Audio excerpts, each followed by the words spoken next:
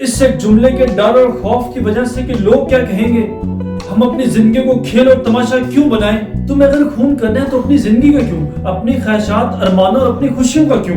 اس ایک جملے کا خون کیوں نہیں کرتے کہ لوگ کیا سوچیں گے؟ اس جملے کے ڈر، خوف، وحشت اور دہشت سے کیوں تمہارا پیتا پانی ہوتا ہے؟ زندگی تمہاری ہے یا لوگوں کی؟ اس کھوپڑی میں دماغ اب کس کا ہے، تمہارا یا لوگوں کا؟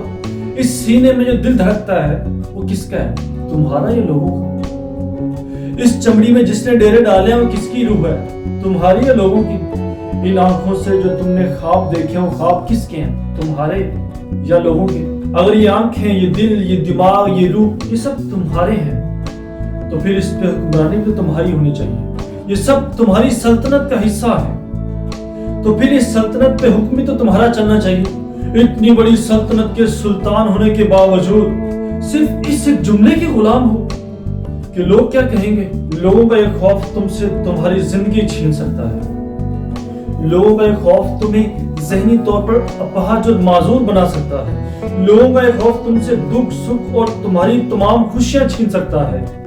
لوگ تو تمہاری آنکھیں نوچنا چاہتے ہیں، تمہارا کلیجہ چبانا چاہتے ہیں، تمہارا دل چیر دینا چاہتے ہیں، تمہارے دن رات کو نگلنا چاہتے ہیں۔ وہ جو لقمے تمہارے اور تمہارے بچوں کے پیٹ میں جاتے ہیں ان پر ان کی بری نظریں ہیں، اور اگر تم یہ سارے لوازمات پورے بھی کر دو، یعنی انہیں اپنی آنکھیں نوچنے دو، انہیں اپنا کلیجہ چبانے دو، انہیں اپنا دل چیرنے دو، وہ تو پھر بھی خوش نہیں ہوں گے۔ لوگ تو جلتے ہیں تم سے، ان کی رتی رتی ماشا ماشا حسد کی آگ سے بھرا ہوتا ہے۔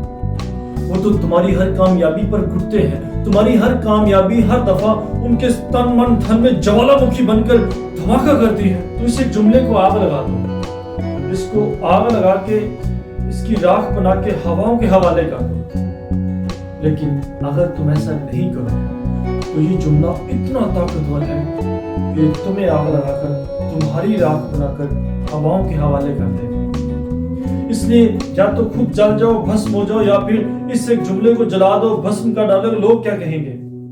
جب تک لوگوں کی پرواہ کرتے رہو گے تب تک وہ سونا، وہ چاندی، وہ ہیرے، وہ موتی جن کی مستقبل پہ تم پہ بارش ہونی ہے اس کی ہوا بھی نہیں لگے گی تجھے۔ آپ ہی سوچیں، کیا آپ آج تک کسی شخص کو خوش کر پائے ہیں، کسی ایک شخص کو بھی خوش کر پائے ہیں؟ اگر آپ کا جواب نہ میں ہے تو اس کا مطلب ہے کہ آپ میں ابھی وہ ریزسٹنس ہے، وہ فرکشن ہے، ابھی لوہ کے چند وہ قطرے ہیں جو گلو گلزار بنا سکتے ہیں۔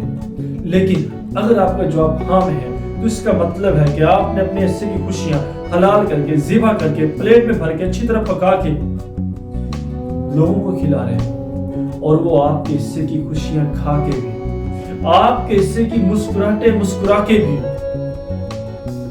خوش نہیں۔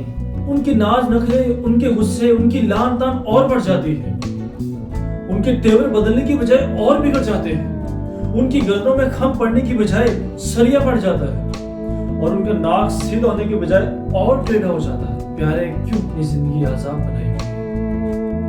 اس زنجیر کو توڑو، اس سوچ کے قید خانے سے نکل آؤ، اس زنجیر پہ ضرب لگاؤ۔ تم قید خانے میں نہیں ہو لیکن اس سوچ کے قید خانے میں ہو۔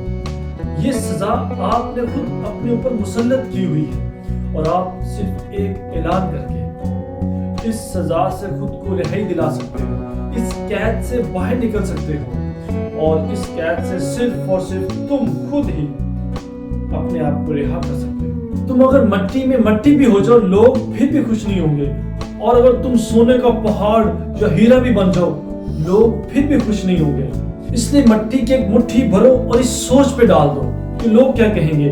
دفن کر دو اس جملے کو زیر زمین کہ لوگ کیا کہیں گے۔ آپ کی آنکھوں نے کیا دیکھنا ہے، کب دیکھنا ہے، کیسے دیکھنا ہے، یہ لوگ ڈیسائیڈ کریں گے۔ آپ کے دماغ نے کیا سوچنا ہے، کب سوچنا ہے، کیسے سوچنا ہے، آپ نے فیوچر میں کیا پلاننگ بنانی ہے، آپ کی کیا اچیومنٹس ہیں، کیسے اچیومنٹ گین کرنی ہے، یہ لوگ ڈیسائیڈ کریں گے۔ یقین جانو لوگ کسی صورت میں بھی خوش نہیں ہوں گے۔ وہ آپ کے لیے اٹھ کر تالی نہیں بجائیں گے، آپ کو خود ہی اٹھ کر اپنے لیے تالی بجانی ہے، اپنے آپ کو تھپکی دینی ہے، ویل ڈن کہنا ہے، ویلکم کہنا ہے۔ آپ نے لوگوں کی ایسی انگنت کہانیاں سنی ہوں گی، ایسی مثالیں ہمارے معاشرے میں بھری پڑی ہیں کہ میں یہ بننا چاہتا تھا، میں وہ بننا چاہتا تھا. کچھ لوگ ڈاکٹر بننا چاہتے تھے, وہ انجینئر بن گئے. کچھ لوگ انجینئر بننا چاہتے تھے, وہ ڈاکٹر بن گئے. کچھ لوگ پائلٹ بننا چاہتے تھے, وہ نیوی میں بھرتی ہو گئے. کچھ لوگ ایکٹر بننا چاہتے تھے, وہ وکیل بن گئے. صرف اس ایک جملے کے ڈر اور خوف کی وجہ سے کہ لوگ کیا کہیں گے, انہوں نے اپنی لاشیں اپنے کندھوں پر اٹھا لی اور وہ زندگی جینے لگے جو لوگ چاہتے تھے. لیکن لوگ پھر بھی خوش نہیں. آپ ابھی بھی وہ بوجھ, وہ لاش اپنے کندھوں سے اتار سکتے ہو جس کے سالہ سال سے اب جنازے لیے پھرتے ہو. لیکن اس کے لیے آپ کو پہلے ہمت کر کے اس ایک جملے کو زہر پلانا ہوگا کہ لوگ کیا کہیں.